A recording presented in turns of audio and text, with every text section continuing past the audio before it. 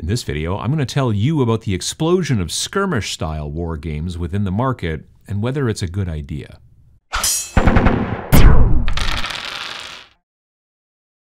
If you've been paying any attention to the wargaming market over the last, say, 5 years, you will probably have seen an explosion, not a literal one, but a whole bunch of skirmish-style war games that have been released, have been coming out, that kind of stuff.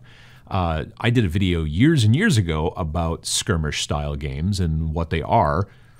Pachow. And basically, as a quick primer, a skirmish-style game is a tabletop war game that usually consists of less than, say, 15 models per side, usually less than that even.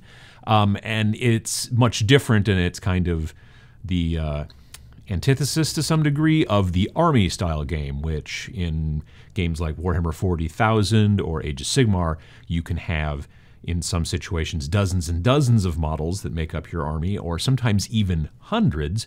Older historical games were big into that kind of thing. Hundreds and hundreds of Napoleonic troops lined up in rows and things like that. But in this day and age, we're seeing this big growth in small games, where the smaller the skirmish for a lot of players, sometimes the better. And it goes from the smallest companies out there to the largest companies out there. It's not just something that indie game companies do, it's something that the big boys are doing as well. I took an unofficial poll in my own head during lunch, as one does, and I'm going to try to read off as many skirmish games that are relatively recent that I could think of while I was having lunch. Infinity, Rangers of Shadowdeep, Malifaux, Kill Team, which is Warhammer 40,000, Warcry, which is Age of Sigmar, Necromunda, Wreck Age, Relic Blade, The Walking Dead All Out War, Star Breach, Wild in the Streets, Zone Raiders, Fallout, Wasteland Warfare, Song of Blades and Heroes. And then there's just the ones that come from Osprey Games, which include the fantastic Frostgrave, Ragnarok, Reality's Edge, Rogue Stars, Zona Alpha, Black Ops, Kobolds and Cobblestones, Ronin, A Fistful of Kung Fu, Scrappers, Last Days, Dracula's America, Burrows and Badgers. And those are the ones that I could just think of. So if you've got a favorite skirmish-style game that you like, throw it in the comments below. And if you're looking for something new to play, check in the comments below. But what this is doing is this is making it, in my opinion, so that newer players can get into wargaming more easily. When you're a small company and you're writing rules and you're trying to entice people into playing your game, you generally don't set the bar real high and say, well, to play my game, you're going to need to come up with about 100 to 150 models for your army, and your opponent's going to have to do the same. If you can say, look, 7 models is all you need, or 5, or maybe 10, and you've got yourself a cool little force to be able to fight and play against your opponent who also has roughly the same amount of models, that seems a lot easier of a nut to crack for your average especially a beginner wargamer who's just getting into the hobby. And like I said, it's not just the small folks, it's the big boys as well who are doing this. If you go back and look at all the releases that have been coming out of Games Workshop recently, obviously the big dogs like Warhammer 40,000 and Age of Sigmar still getting love, obviously. They're still putting out codexes and battle tomes and all that kind of stuff and models. But there's also a lot of work that they're putting into Kill Team, Warcry, Necromunda, and these are all skirmish-style games. These are all games where you are playing, I mean, you can build a kill team technically of 3 models if you go with the gold dudes, I can't remember the name off of their top of the, it's right here. But those guys, you can run 3 guys, and that's a 100-point list, and you can do it. But in general, you're running at least 5 and then going up as maybe as high as, I think, a max at 20. But in most situations, you are usually playing between 5 and 10 models for your army, and your opponent is doing the same. And there's a big benefit to doing that, besides just making it easier for people to get into the game.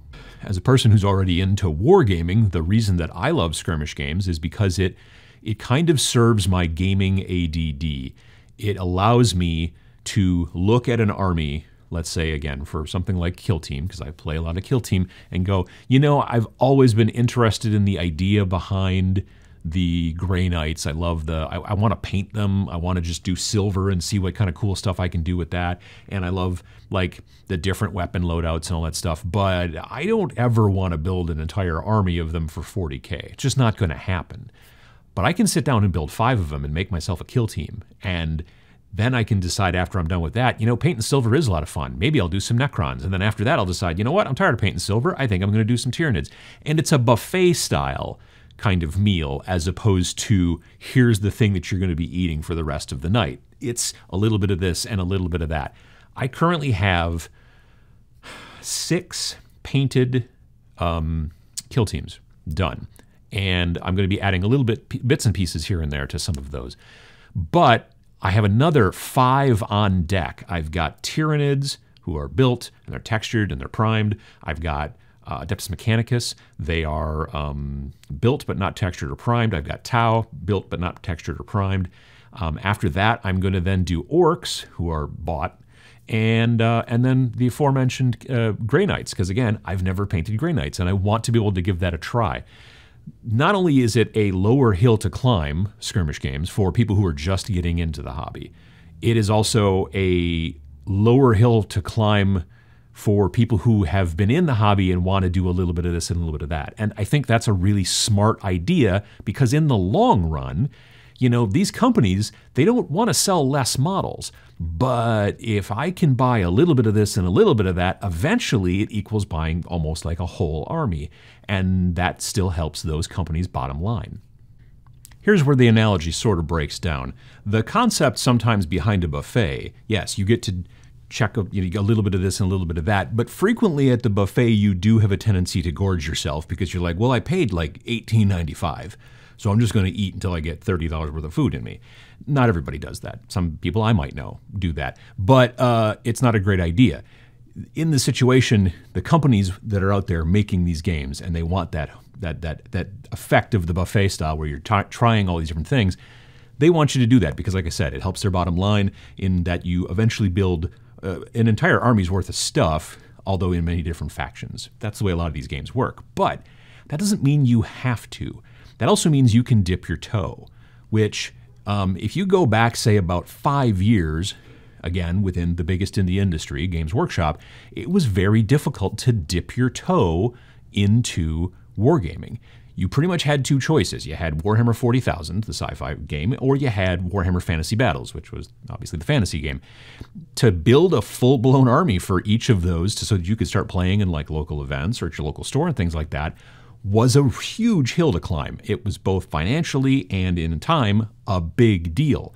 Now it's a lot easier to say, you know what, I want to get into, let's say, Warcry, and I will go in that direction and I can build some models. I can take some of these models and then also use them into some of the other games, because if I do want to go towards the army games in the future, that's what one of the super smart things that Games Workshop does is they make it so that pretty much anything that you buy for either Kill Team or for Warcry can either be used in 40K or in Age of Sigmar, and it's a smart strategy. Most of the other small companies don't do that, but that's also because most of their small companies handle things a little differently. Most of the small skirmish game companies out there, which are basically nearly everybody except for Games Workshop, they do things a bit differently in that a lot of them are generally just selling rules. This is another benefit to skirmish games out there in the market. You can pick up a game like Last Days from Osprey, written by Ash Barker of Guerrilla Miniature Games. And you can take a game like that, and if you've already got a bunch of zombies, let's say for a game like Zombicide that you already had, or for some other game where you already had a bunch of zombies, you can take those zombies and use them in this game, and it's even easier if you do have a bit of a collection to dip your toe. And a lot of these games have a tendency to be in the same genre, so it's very simple to be able to take models from, say, like Wreck Age, which is a post-apocalyptic, kind of post-collapse sort of game, and then use them in something like Scrappers, which is also post-apocalyptic, and then you can just, you don't have to go out there and rebuy all new stuff. If you're going to jump genres a bunch, well, then sometimes you do. But with the small skirmish games, you get the benefit of being able to reuse your models quite a bit. And there's another thing about small skirmish games that's one of my favorites, frankly. When I'm looking down the barrel of 70, 80, 90 models to make up an entire army-style game that I'm going to have to sit down and build and paint and all that kind of stuff. Number one, motivation kind of dips, I'm not going to lie. But the other thing, too, is I just look at it as a chore because I have to get these guys done, and there's so many of them. When I'm looking at a warband that I'm building that's, say, 6 people, that gives me a lot more chances for creativity. I can do a lot more interesting things. There's very little rank and file in your skirmish-style games. Each of the figures is generally a little bit more of a character, so that's also really interesting, especially like in a game like Malifaux from Wargames. Each of those, for the most part, has got some sort of kind of character name. Not everybody. Somebody is, you know, punk zombie number 2 or 3 in your force, but most of them are named characters, and that's a great thing for getting you invested in your warband. You spend more time working on them because there's fewer of them to have to paint, and you spend a little bit more time kind of thinking about what they do and all that kind of stuff because they have a character to them.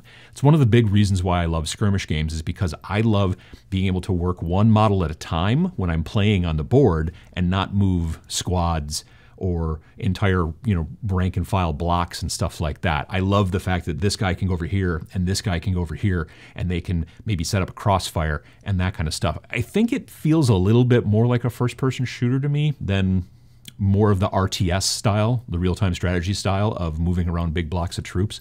Maybe that's part of it.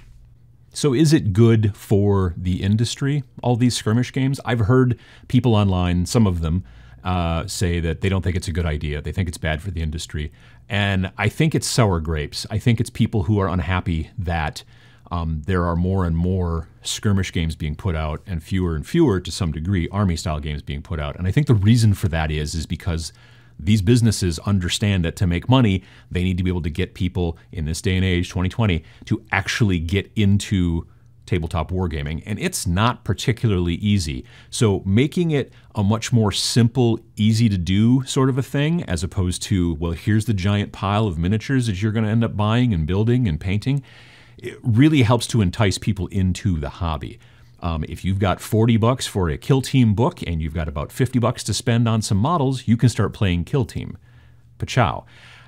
You know, that number can fluctuate depending on the company and the number of models, and if you've already got some skeletons from one game, you can use them in another and that kind of stuff. So it can be a very inexpensive starting spot for people to get into the hobby, and that is something that I think that the companies out there are definitely interested in trying to capture in some degree, because they see the way things are going. And as a player, I like to see more people coming into the games because of this influx of skirmish games. I think it's just a good idea overall for the industry. There are still army games out there, don't get me wrong. There are maybe not as many as there used to be, but there are still army games out there. And you'll also notice, especially the big boys, are trying to figure out a way to get the people who are playing the skirmish games to move towards the army games, which is why there's always stats for your kill team in 40K or for your Warcry band in Age of Sigmar. And so, you know, the army games I don't think will ever go away, but I think that the companies out there, and I know personally for me as a player, this is the thing that I also am more interested in, all of these things to make the skirmish games really kind of blow up in the industry. I think it's a good idea for the industry. It's a good idea for the hobby. And if you haven't played any skirmish games, you might want to give it a try and do a little bit of this and a little bit of that, and find out the painting styles and the play styles and the game styles that you really like within skirmish games. 1, 2, 3, 4.